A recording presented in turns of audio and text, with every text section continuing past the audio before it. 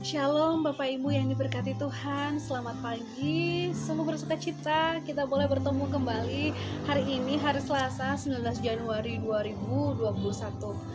Nah Bapak Ibu yang dikasihi Tuhan, kita akan mendengarkan firman Tuhan pada hari ini, memulai setiap pekerjaan kita.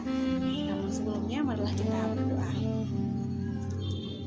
Sungguh kami bersuka cita atas pimpinan Tuhan dan rahmat Tuhan dalam kehidupan kami. Begitu juga saat ini kami boleh merasakan waktu Tuhan yang sudah Tuhan berikan untuk sejenak merenungi firman-Mu, mengawali hari ini. Tuhanlah yang memberkati kami sekalian, mengurapi kami, sehingga firman Tuhan tertanam dalam hati dan pikiran kami. Kami boleh paham apa yang Tuhan kehendaki untuk kami lakukan. Terpujilah nama-Mu Tuhan, di dalam nama Tuhan Yesus Kristus. Amin. Bapak Ibu yang diberkati Tuhan, hari ini firman Tuhan boleh menuntun kita dalam kitab Yesaya pasal 61 ayat yang pertama sampai yang kedua. Mari kita membacanya. Roh Tuhan Allah ada padaku, oleh karena Tuhan telah mengurapi aku. Ia telah mengutus aku untuk menyampaikan kabar baik kepada orang-orang sengsara dan merawat orang-orang yang rapuh hati, untuk memberikan pembebasan kepada orang-orang tawanan dan kepada orang-orang yang terkurung kelepasan dari penjara, untuk memberitakan tahun rahmat Tuhan dan hari pembalasan Allah kita, untuk menghibur semua orang berkabung. Berbahagialah kita yang setia melakukan firman Tuhan. Amin. Bapak Ibu yang dikasihi Tuhan, hari ini firman Tuhan dengan tema Aku ada untuk jadi berkat. Boleh kita ulangi bersama-sama tema ini? Kita mengucapkannya bersama-sama ya. Aku ada untuk jadi berkat. Dalam situasi kita saat ini, kehidupan kita sekarang ini yang penuh dengan tekanan, penuh dengan kebingungan, berita yang tidak pasti, keadaan yang selalu berubah-ubah, bahkan kita mengalami new normal ini. Kita harus memulai sesuatu dengan hal-hal yang baru, dengan kebiasaan-kebiasaan yang baru, membuat orang lain mungkin ingin mendengarkan kabar yang baik. Dan jauh lebihnya adalah tidak hanya sekedar kabar baik saja, tetapi bagaimana saudara-saudara kita boleh mengalami penghiburan itu. Pertanyaannya bagi kita sekarang adalah, apakah kita mau menjadi saksi Kristus yang membawa kabar baik itu? Sekalipun mungkin dikatakan hidup kita pun juga akan terasa sulit. Seperti tema kita pada hari ini bahwa aku ada untuk jadi berkat. Jika melihat konteks bacaan kita saat ini, Nabi Yesaya yang saat itu dipanggil dan diutus Tuhan untuk membawa kabar baik atau kabar sukacita kepada umat yang akan kembali ke Yerusalem dalam pembuangan saat itu, yaitu Nabi Yesaya memberikan berita keselamatan atau penghiburan itu disampaikan pada umat Israel yang kondisinya saat itu dalam keadaan yang juga sangat mungkin seperti kita sekarang, putus asa, tidak punya pengharapan, mereka mungkin tidak punya pegangan untuk masa depan mereka saat itu yang lebih baik.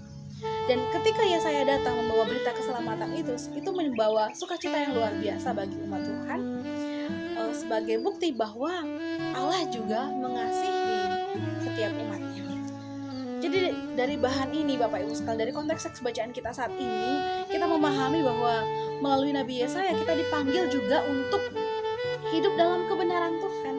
Maksud dari pemanggilan itu adalah supaya kita mampu untuk menyaksikan kebenaran dan kuasa Allah dalam dunia ini, menyaksikan bahwa Allah akan memberikan perubahan dalam kehidupan kita, mendatangkan damai sejahtera dalam kehidupan kita dan akan benar-benar menepati janjinya.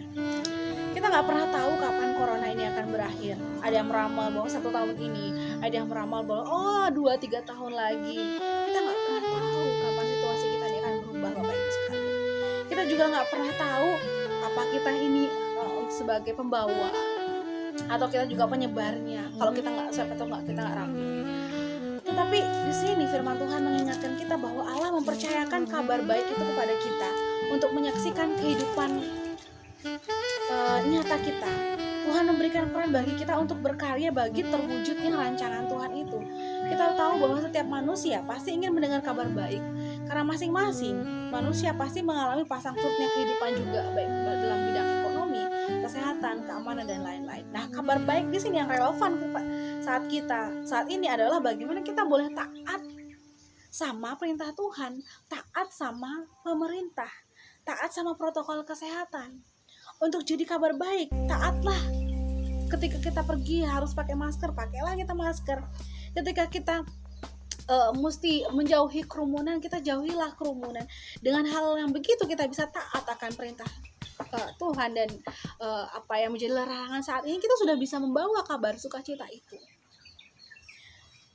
Kita nggak mau kan bahwa karena kehadiran kita ini malah kita menjadi satu hal yang ceroboh gitu, menimbulkan suatu penyakit yang baru, atau kita lalai ketika kita lagi pergi tapi kita nggak pakai masker, kita jadi lalai, dan orang lain pun, mungkin saudaranya atau ayahnya atau orang tuanya, bahkan anaknya mungkin akan meninggal.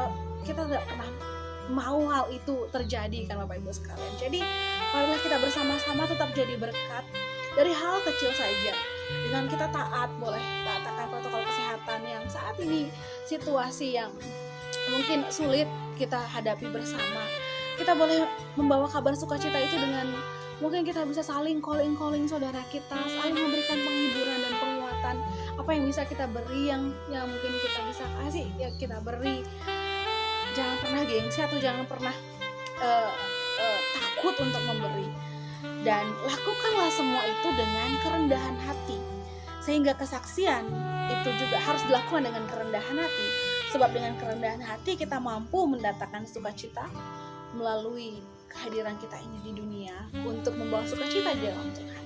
Kiranya Tuhan Yesus memberikan kemampuan untuk kita, memberikan kabar sukacita bagi semua orang dimanapun kita berada dan ditempatkan. Amin.